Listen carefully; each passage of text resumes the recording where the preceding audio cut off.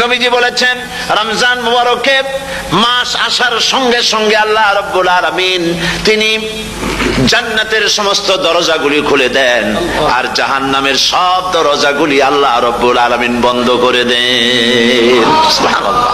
আর শয়তানকে শৃঙ্খল দিয়ে বেঁধে ফেলা হয়, শিকল দিয়ে শয়তানরা বাঁধা হয়ে যায়। এই হাদিসটা যখনই শোনাই বিভিন্ন জায়গায় লোকেরা বিভিন্ন জায়গায় প্রশ্ন করে, হুজুর কোন তো যে শয়তানরে বাঁধতে হয়, কিন্তু রমজান মাস হতো লোকেরা মদ খায়, মিথ্যা কথা কয়, তাহলে শয়তান বান্ধা থাকলো কেমনে? আমি বলি দেখেন, এরও ব্যাখ্যা আছে। এর ব্যাখ্যা হলো এই, কোন কোন ঘড়ি আছে একবার চাবি দিলে 6 মাস চলে, আর একবার চাবি দিলে 2 বছর চলে, আবার চাবি দিলে লাইফ চলে যায়, এরকমের ঘড়িও আছে। কোন কোন মানুষের শয়তানে এমন চাবি দিছে যে চাবিতে 6 মাস চলে, কোনটায় 10 মাস চলে, কোনটায় বছর চলে। রোজার মাসেও যারা গুনাহ করে শয়তানে এমন চাবি দিছে যে রোজার মাসেও বন্ধ হচ্ছে না। এরা শয়তানের খপ্পরে পড়ে গেছে। আল্লাহ এই চাবি থেকে মুসলমানদেরকে হেফাজত করুন বলি আমিন। জোরে বলেন আমিন।